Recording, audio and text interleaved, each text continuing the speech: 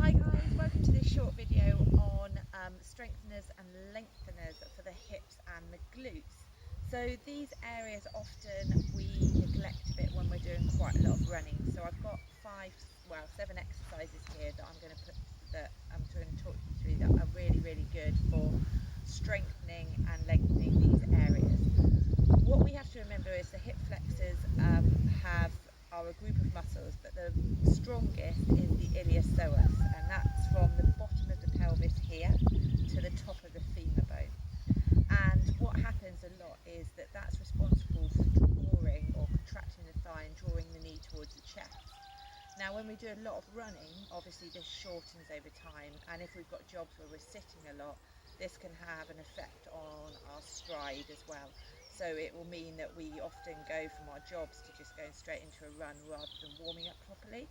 And as a result, then often this will throw biomechanics out because our stride length is a lot shorter than it would be if we were stretching this out.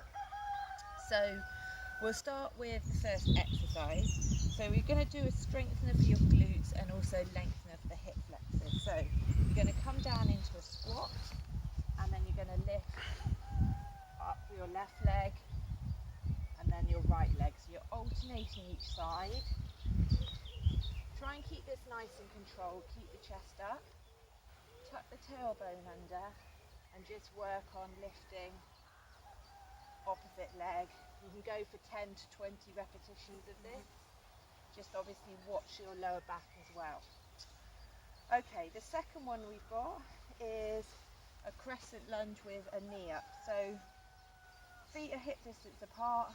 You're going to step one leg back, drop to a lunge, and then as you come up, drive the knee up towards the chest.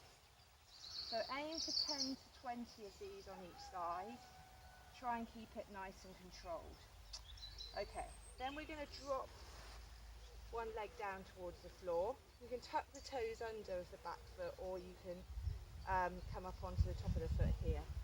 You're going to lift up the same arm as the knee on the floor, and then you're just going to lean gently over towards the bent leg. Try and keep the knee in line with the ankle, and if you can touch the floor, that's great, but just try and maintain the length on your right hand side. This one's really good for strengthening your glutes and your quads, and also lengthening the psoas, the muscle here. Okay, if you can't get your hand to the floor, just put a baked bean can, or if you've got a yoga brick, something there. Now you can come back up and then stretch into the groin by taking the left hand back behind you and bringing the right hand in front, pushing the right hand against the right knee and opening out through your left hip here. Okay, and if you want to stretch through the top of the foot, this is a good position to do that in. So bring your hand on the inside of the right leg, and then you gently bring up through the back leg, and you can stretch also through the top of the foot and into the ankle, which is really good, because this is often a joint that's neglected and quite hard to target. Okay, so hold each of these for about 5 to 15 seconds depending on your how tight you are. All right, next we're going to do a strengthener for the glutes, okay, and a lengthener for the hip flexors. So bring the heels as close towards your bottom as you can, and then bring your hands straight up above your shoulders. Lengthen one leg. Try and think about a nice base of support here, and then peel slowly the spine off the ground as you lift and lower through the straight leg. Okay, so once again, this one's about repetition, so go for 10. As you get stronger, build it up to 20, and obviously you can alternate sides.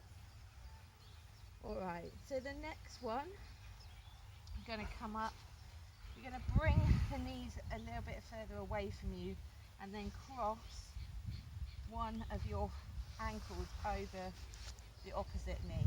Okay, now here we're working on turning the sole of the foot up towards you, and then pushing the left knee away. We're working here on opening the hips and also stretching through the glutes. So with this one here, bring it in again and hold it again. With all of these, hold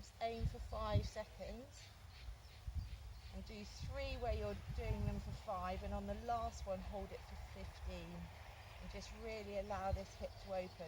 You can take the supporting foot further away from you to make it more comfortable if that's easier.